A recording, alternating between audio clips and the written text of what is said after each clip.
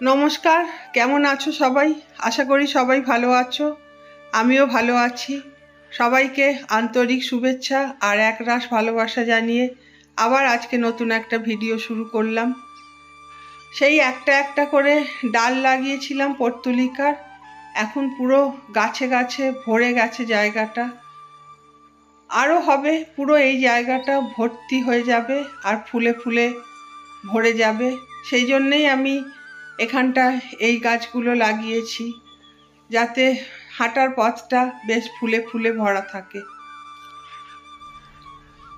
সকালবেলা যখন পাতামণি নিচটা পরিষ্কার করে, বাসন ধোয়, জামা কাপড় ধোয়, তখনই আমি নিচে আসি পুজো করতে।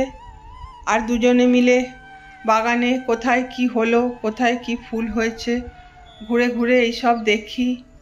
তোমাদের জন্য একটু ভিডিও করি, আমারও ভালো লাগে এগুলো ভিডিও করে তোমাদের দেখাতে।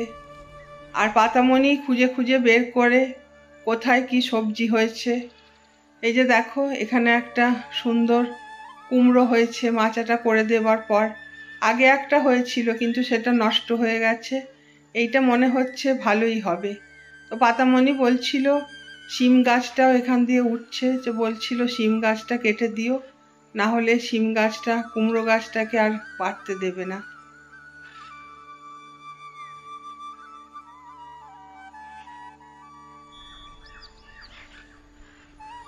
এই জায়গাটা আমার রাখার ইচ্ছে ছিল না। আমি আসলে পাতামণিকে ক্যামেরা করতে শেখাচ্ছি, এই জায়গাটায় আমার ক্যামেরাটা ধরেছে। আমি ওকে বলছিলাম একটা চ্যানেল খোল, কত সুন্দর সবাই রোজগার করছে, সারা জীবন কি অন্যের বাড়িতে কাজই করে যাবি? স্বাধীনভাবে ভিডিও কর।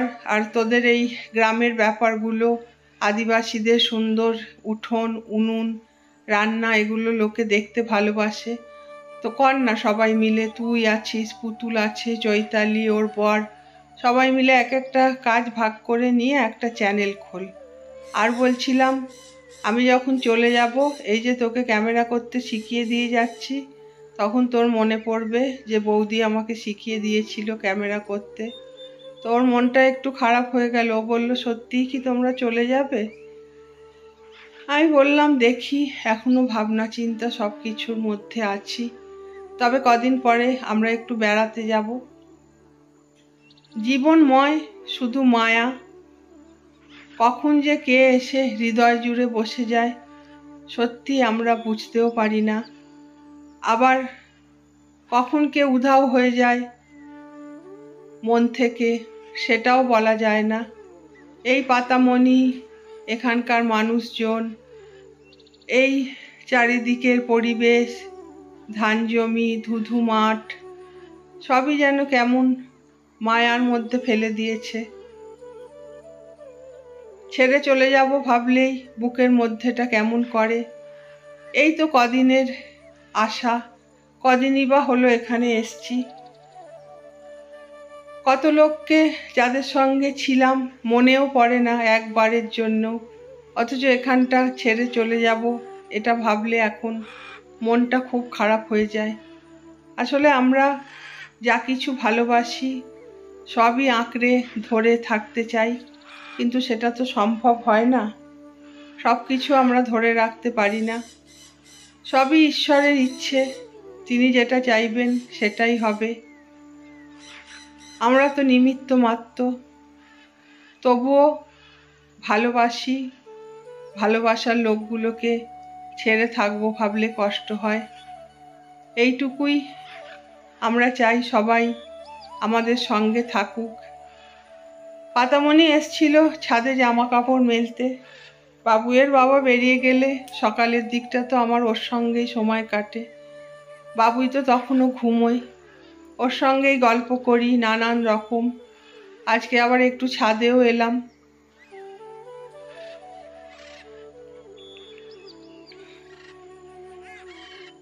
একটা দিদি আমাকে জিজ্ঞেস করেছ ওদের কি কি পরব আছে, কালকেই কমেন্টটা করেছিলে। আর আমি তো নামটা ভুলে যাই, জানোই তোমরা। তো পাতামণিকে জিজ্ঞেস করছিলাম, আমিও জানি বাদনা পরবটা ওদের খুব বড় উৎসব। আর এই চড়কের মেলা হয়, খুব বেশি যে ওদের উৎসব পুজো আচ্ছা হয় সেরম নয়। আর যে কোনো পুজো আচ্ছাতেই ওদের কোনোই আড়ম্বর নেই। আমাদের যেমন প্রসাদ, অনেক কিছু খাওয়া দাওয়া হয়, ওগুলো ওদের কিছুই নেই। ওদের ওই মুড়ি, সব হয়তো মুড়ি খায়। আর মেন যেটা ওদের, সেটা হলো হাঁড়িয়া। ওটা ওদের করতেই হবে। ওটাই ওদের ঠাকুরের প্রসাদের সমান আর কি। প্রসাদের সমান না, প্রসাদ। হাঁড়িয়াটাই ওদের প্রসাদ, আর কিছু ওদের সেরকম আড়ম্বর কিছু নেই। এই গামলাটায় দেখো, এই ড্রামটায়, এটা ড্রাম কাটা আর কি, আধখানা ড্রাম। তাতেও আমি একটুখানি পিটুনিয়া বসিয়েছিলাম, ওখানেও ভরে উঠেছে।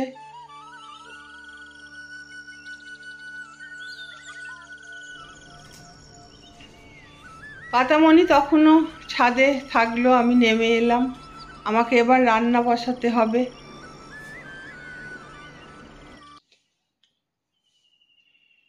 আজকে ভেবেছি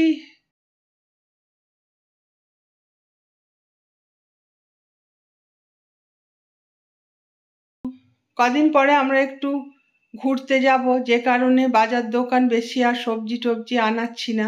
এমনিই তো আমরা খুব বেশি খাই না, তার উপরে এনে রাখলে শুধু শুধু ফেলা যাবে, যে কারণে আর আনছি না। সবজি তো রেখে দিলেই পচে যাচ্ছে এখন।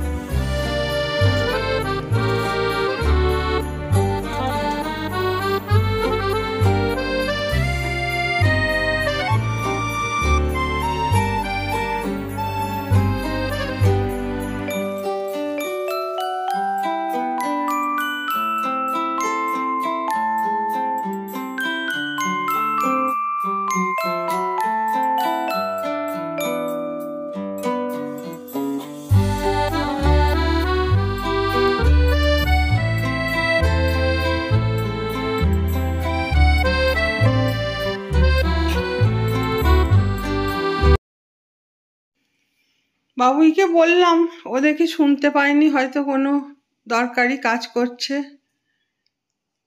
তাই ভাবলাম আমি যাই। আর দেখো, এই রঙ্গন ফুলগুলো একজনের বাড়ি থেকে একটা ছোট্ট ডাল এনে সোদপুরের বাড়িতে টবে বসিয়েছিলাম, আর এখানে মাটিতে একদম ফুলে ফুলে ভরে গেছে, আর রংটা একদম অন্য রকমের। এরকম রং দেখা যায় না রঙ্গন ফুলের। প্রচুর ফুল এসছে।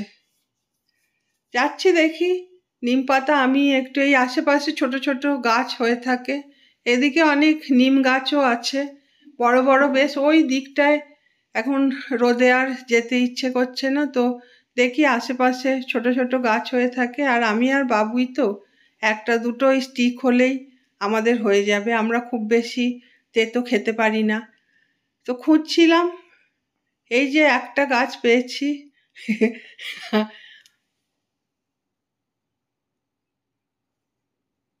একটা গাছেই হয়ে আছে, বেশ কচি পাতাগুলো, কিন্তু অনেকটা না, একদমই একটুখানি।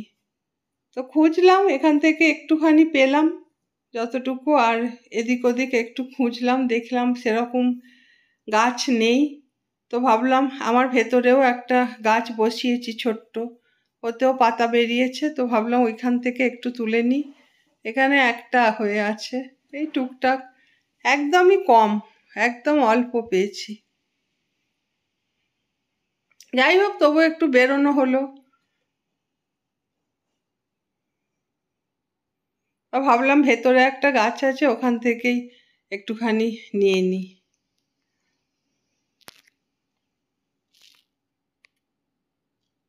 এই যে অনেক পেয়েছি নিম পাতা। এই যে রান্না করবো বলে কাঠগুলো এনে রেখেছিলাম, সব কাঠে উই ধরে গেছে। পাতামণি আবার রোদে দিয়ে গেছে। আর দেখো এখানে টমেটো হয়ে আছে, কত লঙ্কা গাছ নিজে নিজেই হয়ে লঙ্কা হয়, মাটিতে বীজ পড়ে আর হয়। তো পাতামণিকে বড় বেগুন, 3টে বেগুন ও তুললো, আর আমি একটাই লম্বাটা আমি তুলেছি। বড় বেগুনগুলো ওকে দিয়ে দিয়েছি, বললাম তুই নিয়ে যা, ছোটটা, এই ছোট দুটো আমি রেখেছি। কিন্তু আমার মেনু পরে চেঞ্জ হয়ে গেল। ভাবলাম বেগুনগুলো গাছে হয়েছে, বাবুয়ের বাবা খাবে না, ও তো আজকে অফিস গেছে, তো ভাবলাম ছেড়ে দিই, নিম পাতা আর বেগুনটা কালকেই ভাজবো। তো গাছে হয়েছে, পাতামণিকে দুটো দিলাম। বড় বেগুনগুলো, ওদের তো 4জন, তাই ওদের বেশি লাগবে, আর আমরা কম, তাই আমরা ছোটটা রেখেছি। আর এই ডিমের ঝোল, চাটনি, আর একটা করেছি আলুর খোসা ভাজা। তোমরা কে কে ভালোবাসো জানিও, বাবুই ভীষণ ভালোবাসে। নামানোর আগে একটু পোস্ত ছড়িয়ে দিই। আর আমার জন্য একটু বেগুন ভাজা করে নিয়েছি, ওইটা আমার আগে ফ্রিজে ছিল। আর এই যে আমার আচারগুলো মোটামুটি রোদে দিতে দিতে সব ঠিক হয়ে গেছে একদম। তবে আজ আমগুলো খুব কচি, তো খুব একটা যে ম্যাশড মতো ওই আমগুলো যেমন বাজার থেকে কেনা আমগুলো হয়েছে, এখানে কিন্তু সেটা হলো না। তো আমি কিছুটা রাখলাম, আর কিছুটা টিফিন বক্সে রেখে দিয়েছি, পাতামণিকে দিয়ে দেব। ওরা তো গিয়েই খেয়ে নেবে সবাই মিলে। আমি এখন রোদে দিয়ে দিয়ে রাখলাম। আমার 1 বছর বাবুয়ের চলে যাবে। আমি একটু আধটু খাই, বাবুই বেশি এই আচারটা ভালোবাসে। আর প্রচণ্ড হাওয়া দিচ্ছে, ভাবলাম যদি ঝড় আসে, তো বাবুইকে বললাম জামা কাপড়গুলো তুলে আনি। জোরে হাওয়া টাওয়া দিলে আমার আবার একটু ভয় পায়, তাই বাবুইকে সঙ্গে নিয়ে জামা কাপড় তুলে আনলাম। বাবুইকে বললাম ঠাকুর ঘরের দরজাটাও দিয়ে চলে আসবি, বাবাইয়ের আসার এখন দেরি আছে। ব্যাস, এই দুপুরের শেষ। এই যে সব কুটুম বাড়ি এসছিল মেলায়, চড়কের মেলায়, এবার ফিরে যাচ্ছে, ওই মাঠ ধরে হাঁটতে হাঁটতে চলে যাবে। আমিও তাহলে তোমাদের কাছ থেকে বিদায় নেব। টাটা।